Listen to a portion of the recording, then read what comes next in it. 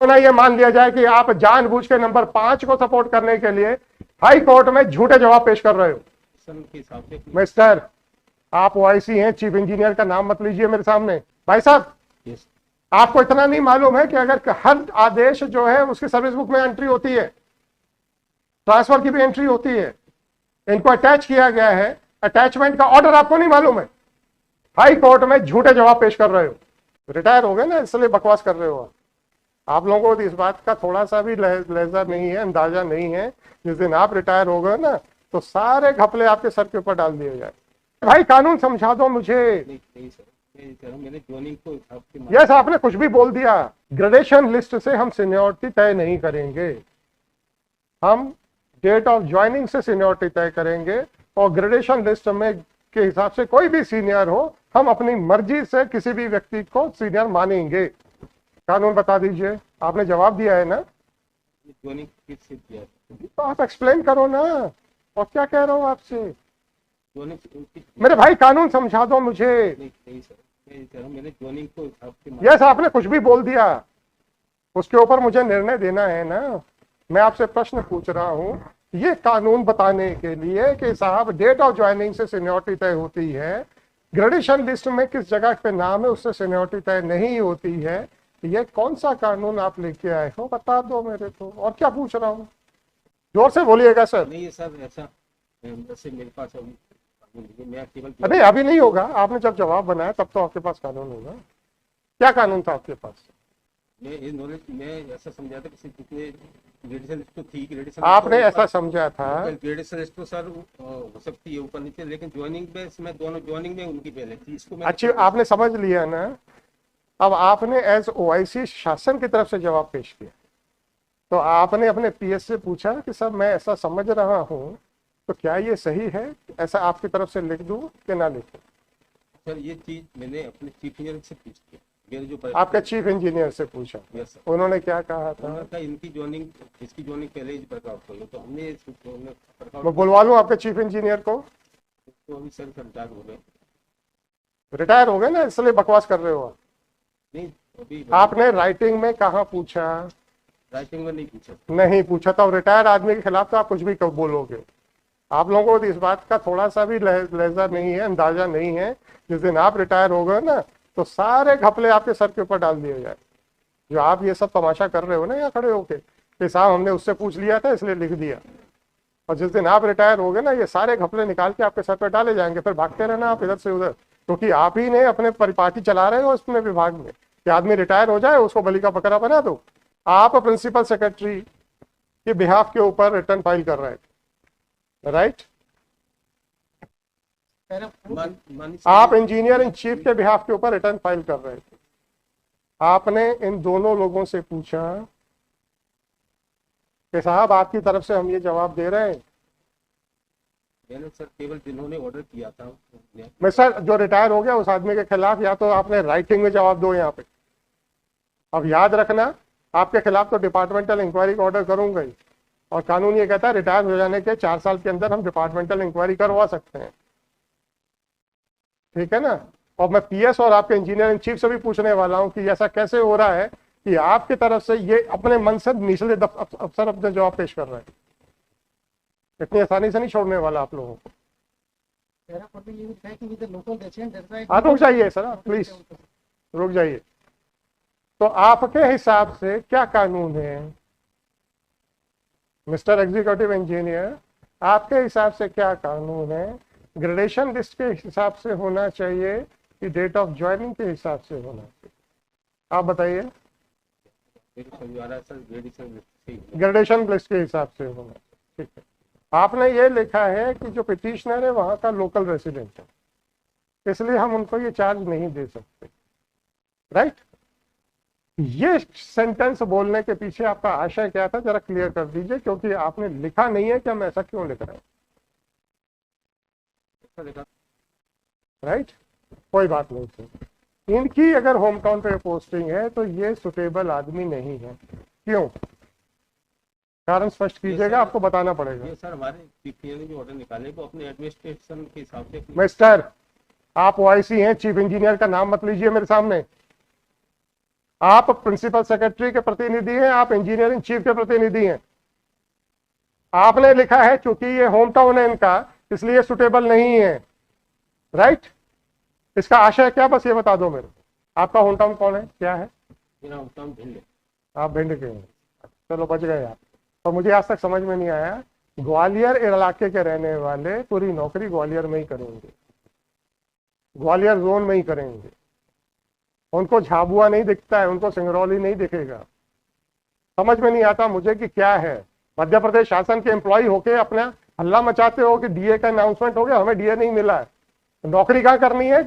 ग्वालियर, भिंड का हूं तो मैं भिंड के आसपास करूंगा। क्यों?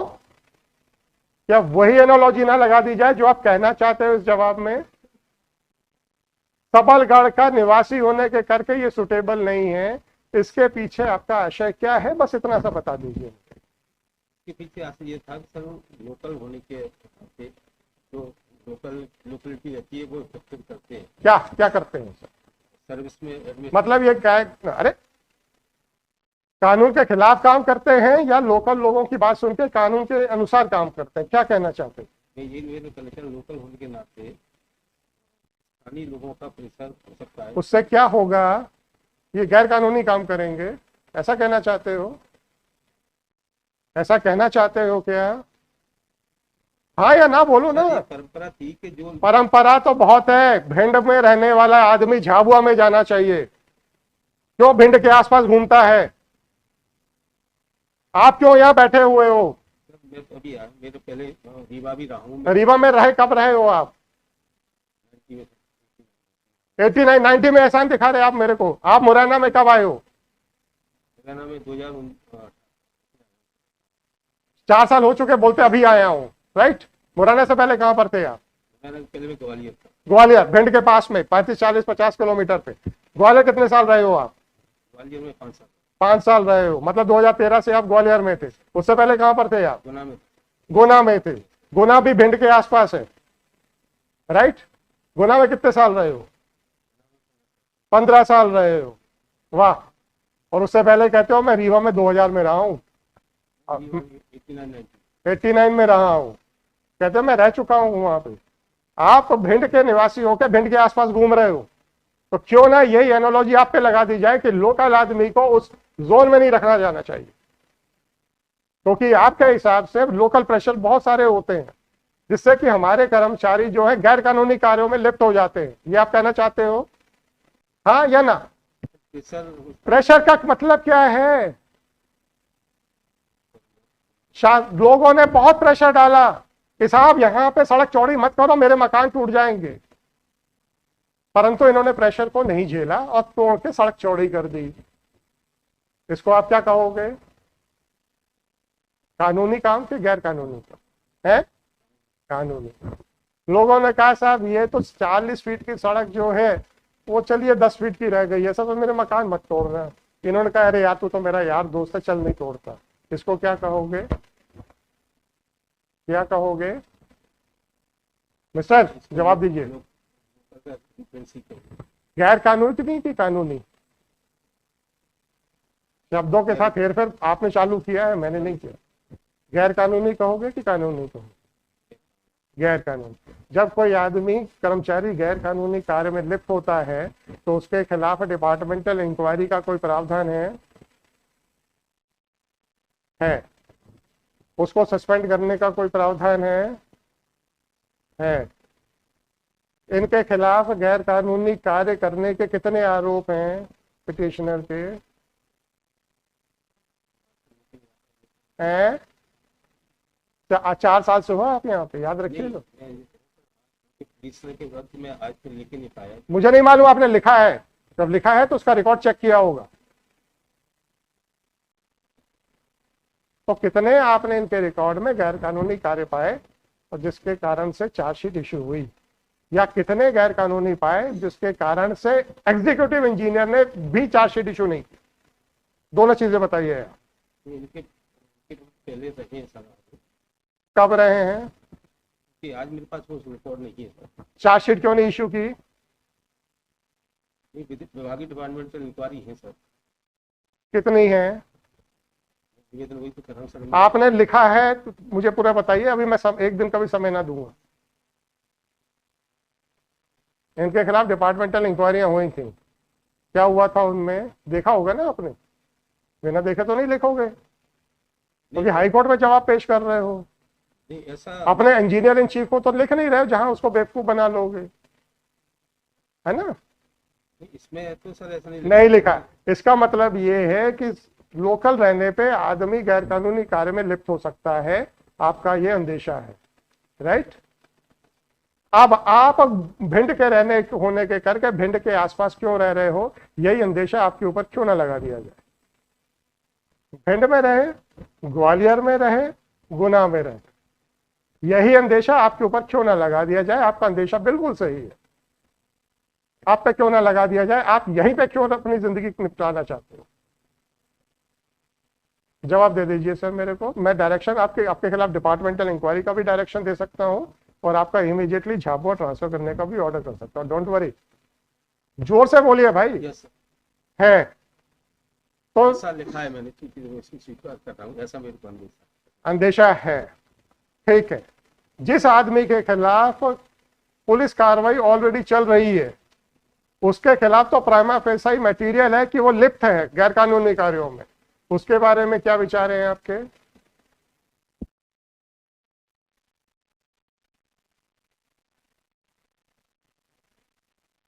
मैं सर अभी कोई चार्जशीट वगैरह नहीं है।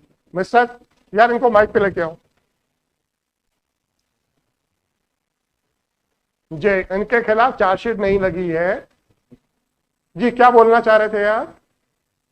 मैं ये कहना सर आपका मेरा निवेदन यह था सर, उसमें इनके आपका निवेदन वो है कहना सर के इनके ऊपर लोग ईओडब्ल्यू का वो लगा है, इनके ऊपर क्यों नहीं ये मान किया जाए। ये मैंने कुछ नहीं कहा है आपसे, आपने कहा हमें नहीं मालूम कि ईओडब्ल्यू ने किया कि नहीं किया।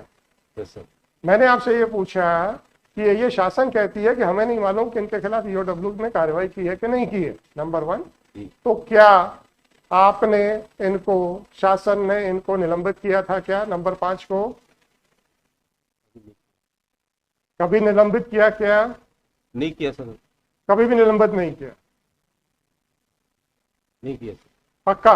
हाँ उनका स्थानांतरण क्यों किया गया, नंबर 5 का स्थानांतरण क्यों किया गया। केवल वहाँ पे रिक्त जगह हो गई थी सर, सबलगढ़ में रिक्त की जगह। कहाँ हो गई थी, मुरैना में एक सबलगढ़ सब डिवीजन है वहाँ पे। अरे भाई नंबर 5 को मुरैना में ट्रांसफर क्यों किया गया था।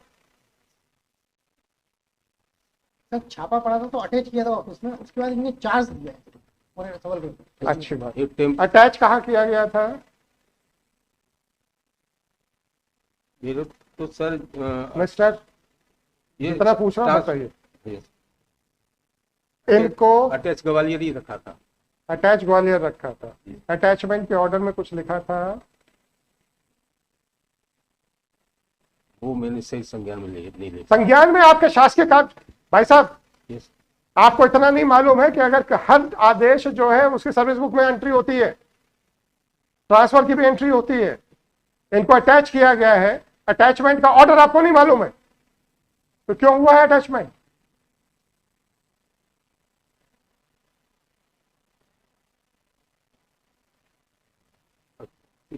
जवाब मेरे को गवर्नमेंट की तरफ से देना हो रहा है सर, इसलिए मैं सही नहीं दे पा रहा। यस, आप ओआईसी हैं, मैंने आपके इंडिविजुअल जवाब के बारे में बात नहीं कर रहा हूं, आप ओआईसी के बारे में बात कर रहे हैं। जब ये ग्वालियर में पोस्टेड थे और ग्वालियर में इनको अटैच किया गया था, वो आदेश आपने नहीं देखा, ये कहना है आपका। नहीं देखा। अभी आपको मालूम है कि उनको अटैच किया गया था, परंतु आपने आदेश नहीं देखा, क्यों नहीं देखा। केवल हमारे जो वरिष्ठ अधिकारी ने ट्रांसफर किया था, एक टेम्परेरी ट्रांसफर नहीं किया सर, एक टेम्परेरी वैकल्पिक व्यवस्था करी थी कुछ समय के लिए, जब तक कि शासन से वहाँ पे कोई पोस्टिंग न हो जाए। तो उससे पहले आपका कहना है कि इनके खिलाफ ईओडब्ल्यू का छापा पड़ा था, हमें नहीं पता था, पेपर और कटिंग लगा, पेपर कटिंग में था। Yes, paper cutting. आपने ईओडब्ल्यू को लेटर लिखा क्या कि पिटीशन में ऐसा लिखा गया, भैया बताओ इनके खिलाफ छापा है कि नहीं। आपने इनका सर्विस रिकॉर्ड चेक किया कि भाई इनके खिलाफ छापा पड़ा था तो क्या हुआ, चेक किया आपने।